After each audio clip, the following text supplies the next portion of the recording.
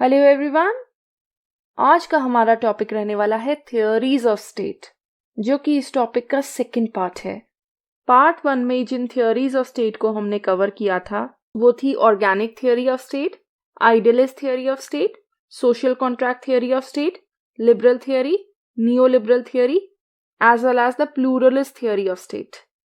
और आज हम समझने जा रहे हैं Marxist theory of state, neo Marxist theory of state, post colonial, feminist and Gandhian theory of state.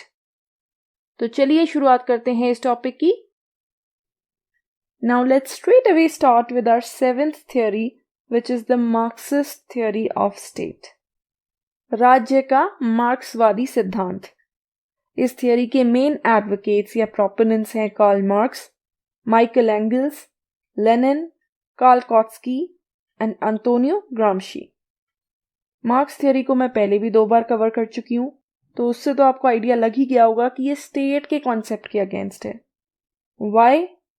क्योंकि ये स्टेट को एक टूल ऑफ एक्सप्लॉयटेशन या इंस्ट्रूमेंट ऑफ एक्सप्लॉयटेशन मानता है। स्टेट एक ऐसा इंस्ट्रूमेंट या टूल है जिसका यूज करके जो डोमिनेटिंग क्लास है एक सोसाइटी की, वो वीकर क्लास को एक्सप्लॉयट करती है, उन पर अत्याचार करती है। तो ये थियोरी मानती है दैट एक सोसाइटी जो है वो 2 क्लासेस के बीच में डिवाइडेड होती है। एक होती है बुर्जुआ और दूसरी होती है प्रोलेटरी। बुर्जुआ जो है वो डोमिनेटिंग क्लास है, उनके पास सारी इकोनॉमिक रिसोर्सेज हैं, मीन्स ऑफ प्रोडक्शन उनके हाथ में है। और जो प्रोलेटरी है वो वीकर क्लास है, उसमें वर्किंग क्लास आती है। तो स्टेट के माध्यम से जो बुर्जुआ हैं वो प्रोलेटरी का एक्सप्लॉयटेशन करते हैं। और ये स्टेट को एक नेचुरल इंस्टीट्यूशन भी नहीं मानती है। ये ऑर्गेनिक तरीके से क्रिएट नहीं किया गया है, बल्कि इंसान द्वारा ही क्रिएट किया गया है। और ये मानती है कि जो मीन्स ऑफ प्रोडक्शन होते हैं, प्रोडक्शन के जो माध्यम हैं जिनके थ्रू प्रोड्यूस किया जाता है, जैसे कि मशीन्स, फैक्ट्रीज, लैंड या मटीरियल्स, ये सब के सब कैपिटलिस्ट क्लास द्वारा कंट्रोल किया जाता है, जो कि डोमिनेटिंग क्लास होती है। तो राज्य के बारे में या स्टेट के बारे में ये थियोरी क्या क्या एजम्पशंस रखती है, इसकी थियोरी ऑफ स्टेट क्या है? ये थियोरी मेनली मार्क्स और एंगल्स के आइडियाज पर आधारित है। It considers state as an instrument of a particular class. राज्य जो है वो एक पर्टिकुलर क्लास का टूल है। कौन सी क्लास का? जो डोमिनेटिंग क्लास होती है, बुर्जुआ का, जिसके थ्रू वो वीकर क्लास को एक्सप्लॉइट करती है। It's a human institution, organic नहीं है जैसा ऑर्गेनिक थियोरी ऑफ स्टेट दावा करती है। उस थियोरी को भी हमने प्रीवियस वीडियो में समझा था ना। तो इंसान द्वारा बनाया गया एक इंस्टीट्यूशन है अपने बेनिफिट के लिए। और ऐसी स्टेट का पर्पस क्या है? पर्पस यही है कि डोमिनेटिंग क्लास की मदद करना, उनकी प्रॉपर्टी को प्रोटेक्ट करना, एक मशीन की तरह काम करना, वीकर क्लास को या प्रोलेटरी को एक्सप्लॉइट करने के लिए। ऐसे रूल्स एंड लॉज बनाना जो कैपिटलिस्ट क्लास को फेवर करते हों और वर्किंग क्लास के अगेंस्ट हो, लेबरर्स के अगेंस्ट हो। जैसे कि वर्किंग आवर्स को बढ़ा देना, 10 घंटे से 18 घंटे का कर देना। तो स्टेट कैपिटलिस्ट क्लास के हाथों में एक मशीन है, एक टूल है। और स्टेट का आधार भी फोर्स है। ओरिजिनली स्टेट एग्जिस्ट नहीं करती थी, पर एग्रीकल्चर आया, उसके बाद प्राइवेट प्रॉपर्टी आई, तो उससे सोसाइटी में इनइक्वालिटी बढ़ गई। एक क्लास बहुत स्ट्रांग हो गई, एक वीक हो गई, और स्ट्रांग क्लास वीक क्लास को एक्सप्लॉइट करने लगी। और इसी का नतीजा था स्टेट। जो डोमिनेटिंग क्लास है उसको एक ऐसा इंस्टीट्यूशन चाहिए था जो उनके इंटरेस्ट में काम कर सके, उनके राइट्स को प्रोटेक्ट कर सके, सो दैट वो एक्सप्लॉइटेशन करते रहे वीकर क्लासेस का। और इस प्रकार आई स्टेट एग्जिस्टेंस में। तो यहां ये बता रहे हैं कि स्टेट का ओरिजिन कैसे हुआ। ऊपर हमने बताया कि स्टेट का पर्पस क्या है, और जो सबसे पहले 2 पॉइंट है वो बताते हैं कि स्टेट का नेचर या कैरेक्टरिस्टिक्स क्या है। तो सब कुछ मार्क्स ने बताया है। ऑल्सो उनका एक बहुत ही इंपॉर्टेंट कॉन्सेप्ट है जो हमारे लिए जानना जरूरी है when we are studying the theory of state, and it is economic determinism. इसमें मार्क्स क्या कहते हैं कि एक सोसाइटी का जो इकोनॉमिक बेस है, इकोनॉमिक बेस में आते हैं रिलेशंस ऑफ प्रोडक्शन। रिलेशन ये है कि जो बुर्जुआ है वो प्रोलेटरी को एक्सप्लॉइट करते हैं, as well as the means of production, जो कि मैं बता चुकी हूँ। तो रिलेशंस ऑफ प्रोडक्शन और मीन्स ऑफ प्रोडक्शन मिलकर बनता है एक बेस, जिसे हम इकोनॉमिक बेस भी कह सकते हैं। और यही इकोनॉमिक बेस डिटरमाइन करता है सुपर स्ट्रक्चर को। सुपर स्ट्रक्चर में आता है education, family, religion, politics, mass media. तो एक सोसाइटी में education, family, politics, mass media, सरकार, ये सब इंस्टीट्यूशंस कैसे होंगे, ये बात निर्भर करती है इकोनॉमिक बेस पर। अगर means of production capitalist society के हाथ में है, तो कैपिटलिस्ट सोसाइटी ही सुपर स्ट्रक्चर को डोमिनेट करेगी। तो ये उनका एक बहुत ही इंपॉर्टेंट एस्पेक्ट है। इसमें वो बता रहे हैं कि एक स्टेट कैसे फंक्शन करती है। और फिर आता है that the laws of the state are the wills of the dominant class. State जो भी लॉज बनाती है वो डोमिनेटिंग क्लास के फेवर में होते हैं। जैसे डोमिनेटिंग क्लास चाहती है वैसे ही लॉ स्टेट द्वारा क्रिएट किए जाते हैं। But also the state is temporary. ये हमेशा के लिए नहीं रहने वाली है, बल्कि ये तो खत्म हो जाएगी। It will disappear. और ये कैसे होगा? एक रेवोल्यूशन होगा। सारे प्लोरिटरी जो हैं वो साथ में आएंगे। साथ में क्यों आएंगे? देखिए, क्योंकि ये क्लास स्ट्रगल चलता रहेगा। रिच क्लास जो है वो पुअर क्लास को एक्सप्लॉइट करती रहेगी। लेकिन एक पॉइंट ऐसा आएगा, ये जो पुअर क्लास है या प्लोरिटरी है, ये इकट्ठा हो जाएंगे और मिलकर एक रेवोल्यूशन करेंगे। और उस रेवोल्यूशन से क्या होगा? बुर्जुआस जो हैं वो खत्म हो जाएंगे। डिक्टेटरशिप ऑफ द प्लोरिटरी एस्टैब्लिश होगी। सोसाइटी में सिर्फ प्लोरिटरी या जिस क्लास को एक्सप्लॉइट किया जा रहा था सिर्फ वो रह जाएंगी। उनकी एक डिक्टेटरशिप एस्टैब्लिश होगी। एंड अल्टीमेटली क्या होगा? अल्टीमेटली एक कम्युनिस्ट सोसाइटी एस्टैब्लिश होगी। कम्युनिस्ट सोसाइटी कैसी होगी? जिसमें कोई क्लास नहीं होगी, कोई स्टेट नहीं होगी। स्टेट इसलिए नहीं होगी कि स्टेट की जरूरत पड़ती थी एक्सप्लॉयटेशन के लिए, बट अब एक्सप्लॉयटेशन की जरूरत ही नहीं है क्योंकि कोई क्लास नहीं है, क्लास डिवीजन नहीं है सोसाइटी में। And there will be collective ownership. सब मिलकर रिसोर्सेज को ओन करेंगे। तो एक ऐसी सोसाइटी होगी जब कम्युनिज्म आएगा। इसमें बाद में कुछ एडिशंस भी की गई, जैसे अंतोनियो ग्रामशी ने अपना हेजेमनी का कॉन्सेप्ट दिया, जिसमें वो कहते हैं कि जो राज्य है या स्टेट है वो सिर्फ फोर्स का यूज नहीं करता बल्कि हेजेमनी का भी यूज करता है, जो कि आइडियाज, वैल्यूज और बिलीव्स के थ्रू इस्टेब्लिश किया जाता है। तो हेजेमनी के थ्रू दूसरों के माइंड्स को भी कंट्रोल किया जाता है। उनके माइंड में ये बात डाली जाती है कि एक क्लास सुपीरियर है, एक इंफीरियर है। और ये हेजेमनी कैसे एक्सरसाइज की जाती है? Through the civil society. Gramsci मानते थे कि एक स्टेट में दो तरीके की सोसाइटी होती है। एक होती है पॉलिटिकल सोसाइटी, दूसरी होती है सिविल सोसाइटी। पॉलिटिकल सोसाइटी में आते हैं हमारी गवर्नमेंट, जुडिशरी, आर्मी। वहीं सिविल सोसाइटी में आती हैं स्कूल्स, कॉलेजेस, चर्च। तो ये जो सिविल सोसाइटी है इसको यूज किया जाता है लोगों के माइंड को कंट्रोल करने के लिए, डोमिनेटिंग क्लास के आइडियाज को स्प्रेड करने के लिए और कैपिटलिस्ट क्लास का सोसाइटी पे कंट्रोल एस्टैब्लिश करने के लिए। लेनिन ने भी आगे इसमें कंट्रीब्यूशन दिया। उन्होंने ना ही सिर्फ कैपिटलिस्ट स्टेट को डोमिनेटिंग क्लास का एक टूल माना, बल्कि उन्होंने डेमोक्रेसी को भी क्रिटिसाइज किया। वो मानते हैं कि कैपिटलिस्ट स्टेट डेमोक्रेसी को एक शेल की तरह या एक कवरिंग की तरह यूज करते हैं। डेमोक्रेसी के थ्रू वर्किंग क्लास को कुछ पॉलिटिकल राइट्स मिलते हैं और इसके थ्रू उनके माइंड में ये बात डालने की कोशिश की जाती है कि देखो, स्टेट आपको राइट्स प्रोवाइड कर रही है, आपको राइट्स दे रही है अपनी सरकार चुनने की, और वर्किंग क्लास सेटिस्फाइड फील करे कि उनको तो राइट्स मिल रहे हैं। तो ये होती है मार्क्सिस्ट थियोरी ऑफ स्टेट। फिर आती है neo Marxist theory of state, जो कि इमर्जेंस में आई towards the 60s and the 70s।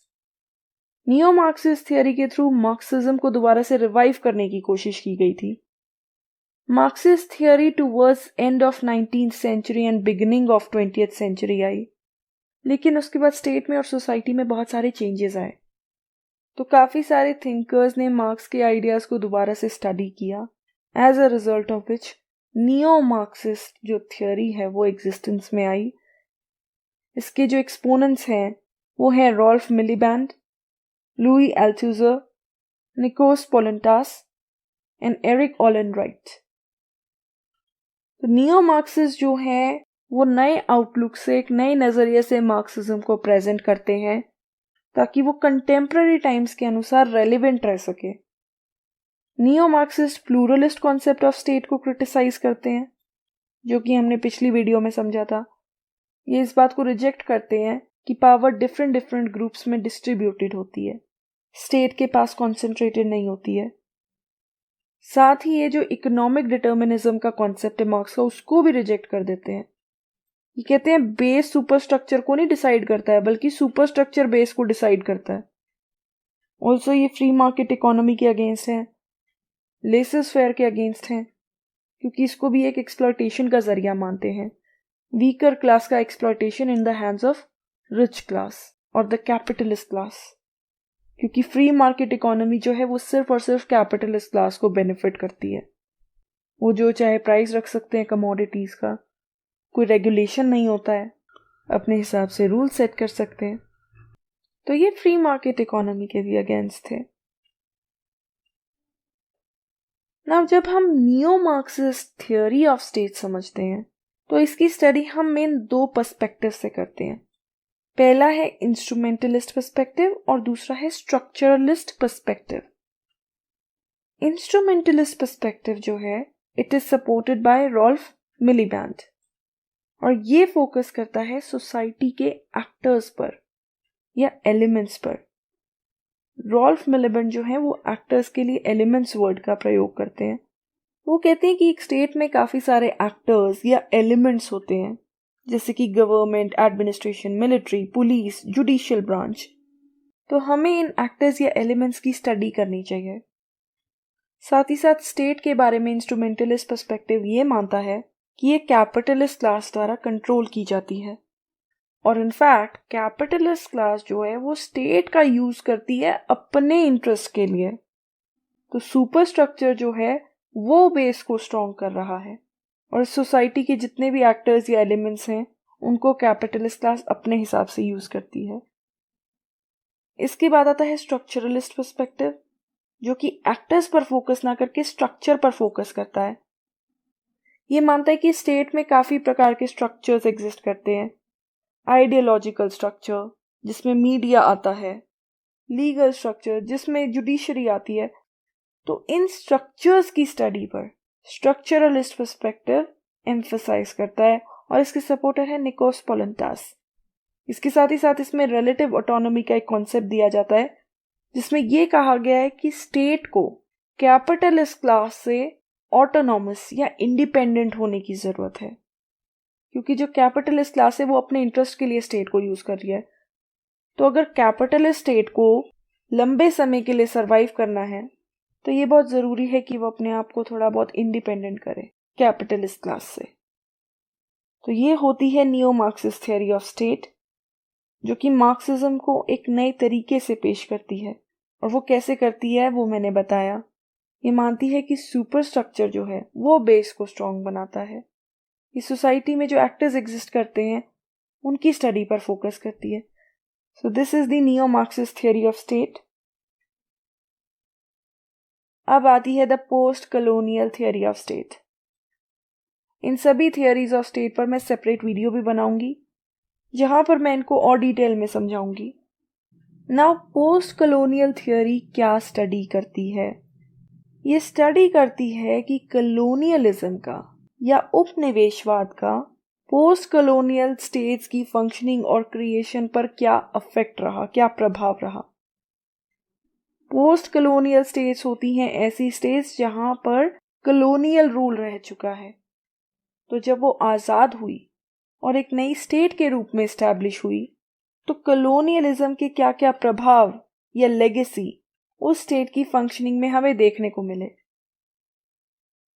क्या जब ये नई स्टेट्स इमर्ज हुई, अपनी फंक्शनिंग करने लगी, तो इनकी फंक्शनिंग में कॉलोनियल रूल के कोई प्रभाव देखने को मिले या उनका कोई इम्पैक्ट देखने को मिला?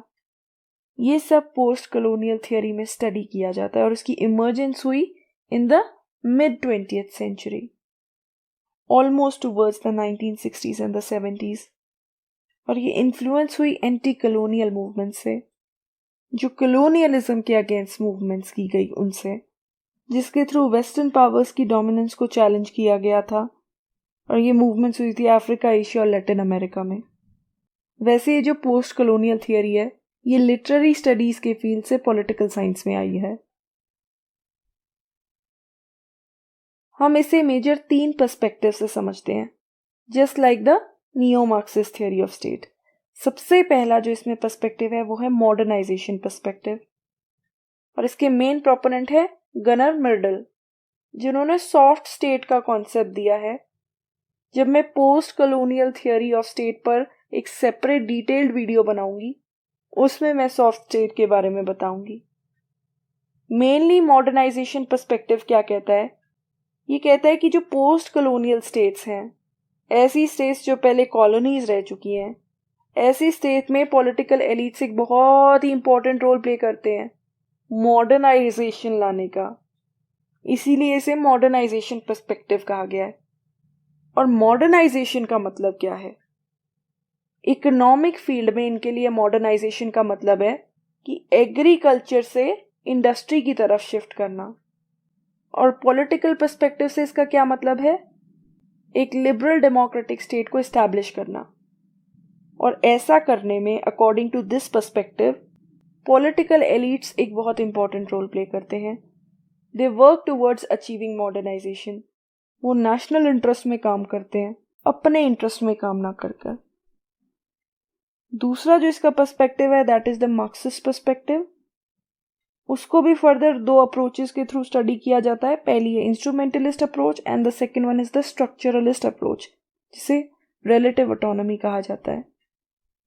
इंस्ट्रूमेंटलिस्ट अप्रोच जो है वो डिपेंडेंसी थियरीज है कि state is divided into 2 groups. एक होती है कोर स्टेट और दूसरी होती है पेरिफेरी या पेरिफेरल स्टेट। कोर होते हैं एडवांस्ड कंट्रीज जो डेवलप्ड कंट्रीज होते हैं, और पेरिफेरल होते हैं अंडर डेवलप्ड कंट्रीज, इस केस में जो पोस्ट कॉलोनियल स्टेट्स हैं। और ये जो पेरिफेरल स्टेट्स हैं ये अपनी डेवलपमेंट के लिए कोर स्टेट्स पर डिपेंडेंट होती हैं। इसीलिए इन्हें डिपेंडेंसी थियरीज भी कहा जाता है, क्योंकि ये डिपेंडेंसी मॉडल को एक्सप्लेन करती हैं। और कोर स्टेट्स जो हैं वो अच्छे तरीके से पेरिफेरल स्टेट्स को एक्सप्लॉइट करती हैं, उनकी रिसोर्सेज को एक्सप्लॉइट करती हैं। लेकिन यहाँ पर एडिशन ये एक और है कि इंस्ट्रूमेंटलिस्ट अप्रोच ये भी मानती है कि कोर स्टेट को कौन डोमिनेट करता है। कोर स्टेट को डोमिनेट करती है कैपिटलिस्ट क्लास। तो कैपिटलिस्ट क्लास डोमिनेट करती है कोर स्टेट को, और कोर स्टेट डोमिनेट या एक्सप्लॉइट करती है पेरिफेरल स्टेट को। This is what the instrumentalist approach is. इसके सपोर्टर्स हैं A G Frank, Samir Amin and Immanuel Wallerstein. फिर उसके बाद सेकेंड मॉडल है द रिलेटिव ऑटोनॉमी मॉडल या स्ट्रक्चरलिस्ट अप्रोच, जिसके अंदर जो मेन मॉडल है वो है हमजा अलावी का ओवर डेवलप्ड स्टेट का कॉन्सेप्ट, जिसको रिलेटिव ऑटोनॉमी भी कहा जाता है। ये पर्सपेक्टिव मानता है कि एक पोस्ट कॉलोनियल स्टेट जो होती है वो अंडर डेवलप्ड स्टेट नहीं होती, बल्कि ओवर डेवलप्ड स्टेट होती है। और ऐसा इसलिए है क्योंकि स्टेट जो है वो हर मामले में इंटरफेयर या इंटरवीन करती है, चाहे इकोनॉमी हो चाहे सोसाइटी, हर जगह स्टेट का इंटरफेरेंस होता है। और स्टेट में किसी एक क्लास का डोमिनेंस नहीं होता है, बल्कि डिफरेंट क्लासेस एग्जिस्ट करती हैं जो कि डोमिनेटिंग होती हैं। फिर उसके बाद आता है फेमिनिस्ट पर्सपेक्टिव, जो ये मानता है कि जो पोस्ट कॉलोनियल स्टेट्स है वो पेट्रियार्कल हैं। ऐसी सोसाइटी में मेल्स का डोमिनेंस है, औरतों को चैलेंजेस फेस करने पड़ते हैं। और जो पेट्रियार्की है ये कॉलोनियलिज्म की ही एक लेगेसी है, कॉलोनियलिज्म का ही एक इफेक्ट है। तो ये होती है post colonial theory of state, जिसमें हम अलग अलग पर्सपेक्टिव्स की स्टडी कर पोस्ट कॉलोनियल स्टेट्स के बारे में समझते हैं। Now comes the feminist theory of state. Feminist theory जो है वो इक्वालिटी में बिलीव करती है। It demands equality for women. ये सपोर्ट करती है कि वुमेन को इक्वल अपॉर्चुनिटीज मिले, जिससे वो अब तक वंचित हैं, उनको ये अपॉर्चुनिटीज नहीं मिली हैं। और ये प्रेवलेंस में आई सिंस द 1960s। फेमिनिज्म एक मूवमेंट थी विमेन एम्पावरमेंट के लिए, जिसके थ्रू वुमेन ने अपने लिए राइट्स डिमांड किए। और जब उन्हीं आइडियाज को थियोराइज किया गया तो बनी फेमिनिस्ट थियरी। और इसका मेन एम क्या है? To understand the nature of gender inequality. ये इस बात को एक्सेप्ट करती है कि जेंडर इनइक्वालिटी एग्जिस्ट करती है, विमेन को इक्वल अपॉर्चुनिटीज नहीं मिलती हैं, और उसी जेंडर इनइक्वालिटी के नेचर को समझने का ये थियोरी प्रयास करती है। ये इस बात को मानती है that women are underprivileged, उनके साथ अनफेयर ट्रीटमेंट होता है बिकॉज ऑफ देयर जेंडर, और इसी इनइक्वालिटी को दूर करने की जरूरत है। तो इसके जो मेन प्रोपोनेंट्स हैं वो है Mary Wollstonecraft, Kate Millett, Simone de Beauvoir and Betty Friedan. Feminist theory of state को समझा जाता है इसकी बिग 3 फॉर्म्स के थ्रू, विच मीन्स कि फेमिनिस्ट थियोरी की 3 मेन टाइप्स, जो कि हैं liberal feminist theory, radical feminist theory and socialist feminist theory. Liberal feminist theory state के बारे में क्या सोचती है? ये मानती है कि स्टेट को एक पॉजिटिव रोल प्ले करना चाहिए, विमेन को इक्वल अपॉर्चुनिटीज प्रोवाइड करनी चाहिए। ऐसे स्फेयर जहां पर विमेन की एंट्री अलाउड नहीं है, ऐसे एरियाज में भी विमेन की एंट्री पर सपोर्ट करना चाहिए। फॉर एग्जाम्पल, अगर ये रूल है कि विमेन ड्राइव नहीं कर सकती, तो स्टेट को विमेन ड्राइविंग को लीगलाइज कर देना चाहिए। और लिबरल फेमिनिस्ट थियोरी ये भी मानती है कि जो एक स्टेट है वो फोर्स और लॉ दोनों का ही सहारा लेती है अपने व्यूज को इन्फोर्स करने के लिए। तो वो यहाँ ये बता रहे हैं कि स्टेट कोई पीस पर आधारित नहीं है, अगर जरूरत पड़े तो स्टेट फोर्स का यूज करती है अपने व्यूज को इन्फोर्स करने के लिए। तो इसलिए ये स्टेट को एक न्यूट्रल इंस्टीट्यूशन मानते हैं जो पॉजिटिव और नेगेटिव दोनों ही रोल्स प्ले करती है। इसके बाद आता है radical feminist theory of state, जो स्टेट को पेट्रियार्की की एक एजेंसी मानती है, कि मतलब स्टेट ही है जो पेट्रियार्की को बढ़ावा देती है, और ये इस बात को सपोर्ट करती है कि सोसाइटी का एक रीऑर्गेनाइजेशन होना चाहिए, सोसाइटी से पेट्रियार्की को खत्म कर देना चाहिए, और साथ ही साथ जो पब्लिक और प्राइवेट लाइफ का डिवाइड है उसको भी खत्म करने की जरूरत है। प्राइवेट लाइफ मीन्स आपकी फैमिली, आपका घर। तो अक्सर ऐसा माना जाता है कि प्राइवेट लाइफ में स्टेट इंटरफेयर नहीं करती है, लेकिन रेडिकल थियोरी मानती है कि प्राइवेट स्फेयर में भी या प्राइवेट लाइफ में भी औरतों के अगेंस्ट अत्याचार होते हैं, वायलेंस होती है उनके अगेंस्ट।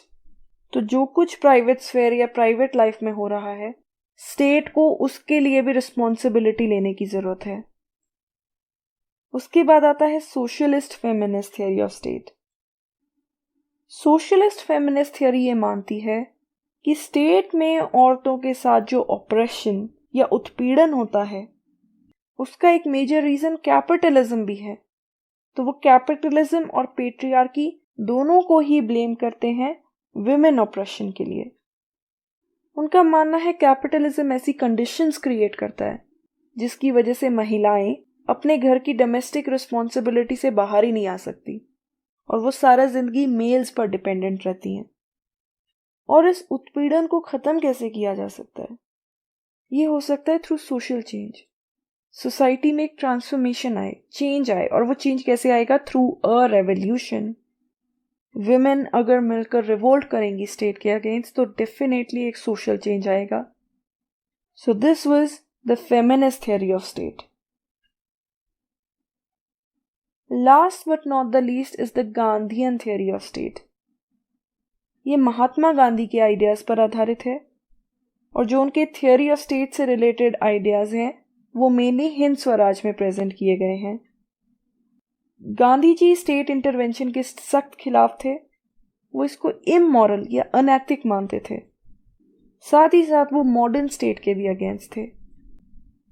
वो कहते थे कि जो मॉडर्न स्टेट है वो वायलेंस को रिप्रेजेंट करती है, वो नेचर में बहुत वायलेंट है, अपने आप को पावर में रखने के लिए वो अथॉरिटेरियन हो जाती है, वायलेंस का भी प्रयोग करती है, और इसलिए वो एक सोललेस मशीन है, उसकी कोई सोल या आत्मा नहीं है। इसलिए वो प्रेफर करते थे एक मिनिमल स्टेट को, एक ऐसी स्टेट जो कम से कम फंक्शंस परफॉर्म करे, जैसे कि लॉ एंड ऑर्डर को मेंटेन करना, लोगों के राइट्स को प्रोटेक्ट करना, और साथ ही साथ वो एक डिसेंट्रलाइज स्टेट को सपोर्ट करते थे। वो मानते थे कि पावर एक सेंटर में कॉन्सेंट्रेटेड नहीं होनी चाहिए, बल्कि अलग अलग यूनिट्स में डिस्ट्रीब्यूटेड होनी चाहिए। इसी से प्रभावित होकर उन्होंने ग्राम स्वराज का भी कॉन्सेप्ट दिया। तो गांधी जी की अपनी एक आइडियल स्टेट थी। उन्होंने स्वराज का कॉन्सेप्ट दिया था, जो कि उनके लिए इंडिपेंडेंट इंडिया का एक मॉडल था। स्वराज का वैसे तो मतलब होता है सेल्फ रूल या सेल्फ कंट्रोल, लेकिन गांधी जी ने इस वर्ड को अलग अलग कॉन्टेक्स्ट में यूज किया है।